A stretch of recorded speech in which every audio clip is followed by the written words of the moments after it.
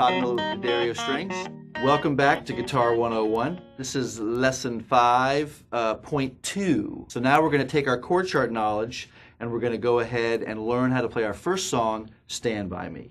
And we're going to start by playing whole notes. And a whole note is basically where we're going to hold each chord for 4 beats. So it's about the easiest way we can facilitate playing this song. So I've got G for measure 1 and G for measure 2. So for those 2 measures, I'm just going to hold the G for 4 beats with a whole note. 1, 2, 3, 4. 1, 2, 3, 4. The next measure is E minor. So I'm going to play that one and play it as a whole note. 2, 3, 4. So we're going to go through and play the entire tune as whole notes. It'll sound like this. 1,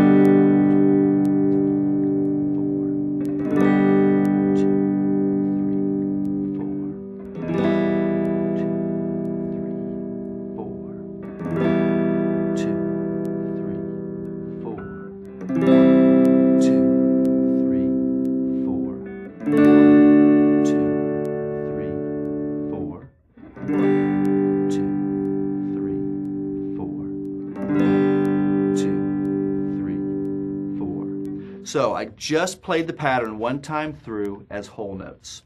It's really important to establish a steady beat when you start accompanying and playing chord patterns. That's really what makes it sound like music. If you start and stop, it really doesn't work well and it's going to be frustrating for you and for the listener. So if you can do some things to really focus on that steady beat, you're going to have more success. One of the things that helps is using a metronome. There's lots of resources around to get metronomes now, and it can kind of keep the time for you. Another trick that I like to do is I kind of cheat in the beginning with my students. For example, people generally don't have a problem. Once they get their fingers on the G chord, they're good for those 2 measures. But getting to the E minor sometimes can be tricky. This is how a new student often sounds. 1, 2, 3, 4. 1, 2, 3, 4. 1, 2, 3, 4. 1, 2, 3, 4. 1, 2, 3, 4. 1, 2, 3, 4. 1, 2, 3, 4. 1, 2, 3, 4. So there's no steady beat there, and it doesn't really have the feel we need to kind of start building on playing the song. So if you kind of cheat the last couple beats of the measure to get to the next chord, you can keep that steady beat. Let me give you an example. So I'm going to play the G to the E minor chord, but I'm going to cheat the last couple beats so that I can get to E minor right on time. 1, 2, 3, 4. 1, 2, 3, 4. So after I played the G chord, I started moving to the E minor so that I would get there in time. So that's a really good strategy to keep that steady beat. So if I'm going from the E minor to the C, I'll do the same thing.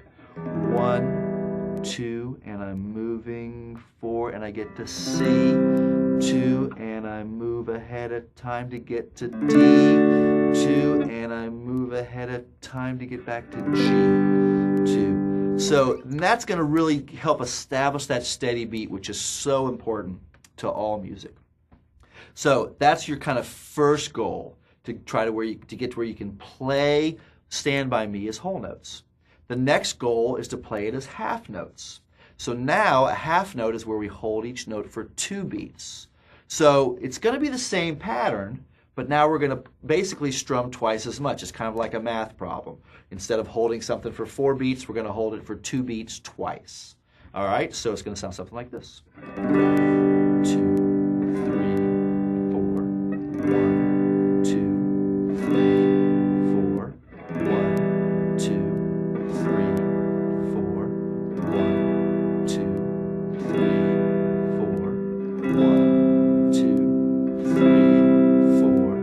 1, 2, 3, 4. 1, 2, 3, 4. 1, 2, 3, 4. The cheating rule still applies here. It's a great strategy. However, because you're doing half notes, you have half as much time to cheat.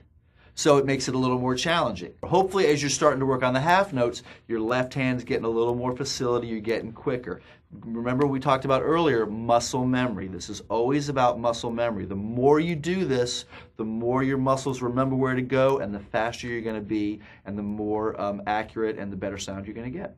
After you've played the song as half notes, the next thing you want to do is play the song as quarter notes. And what this means is we're going to strum for each beat in the measure. So we're going to strum 1, 2, 3, 4 for each beat in the measure. Okay, so it's going to sound something like this. 3, 4, 1, 2, 3, 4, 2,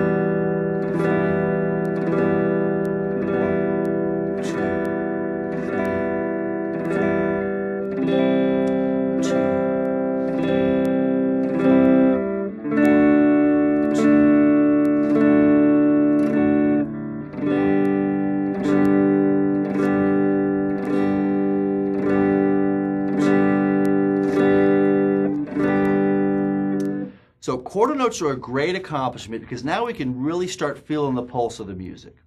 Okay? And typically we might play this one a little faster, maybe.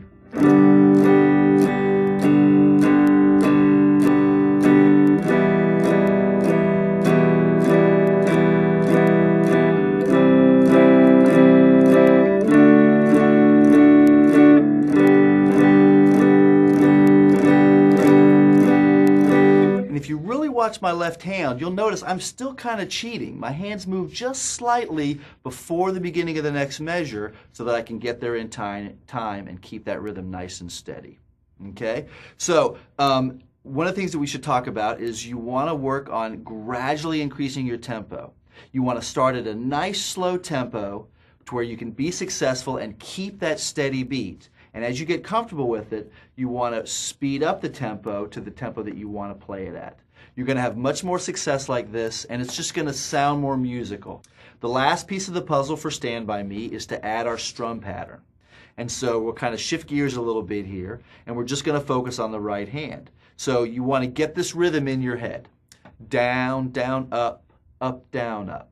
So we're just going to repeat that rhythm. And that rhythm is going to substitute for our 4 beats. We're just going to play that, and that's going to be our pattern for each measure of the song.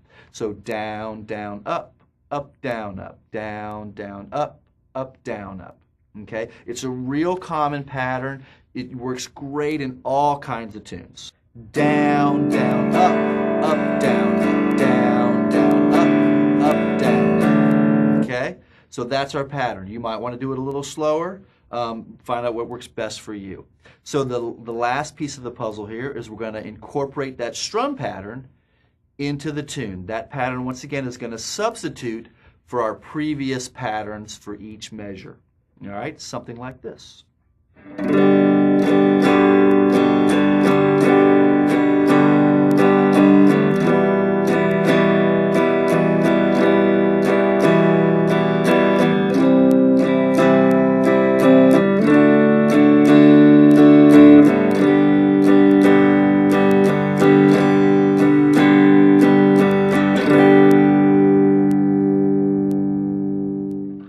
So there is how to play Stand By Me. So practice it till you can't stand it anymore and then play it for 5 more minutes. So thanks for watching.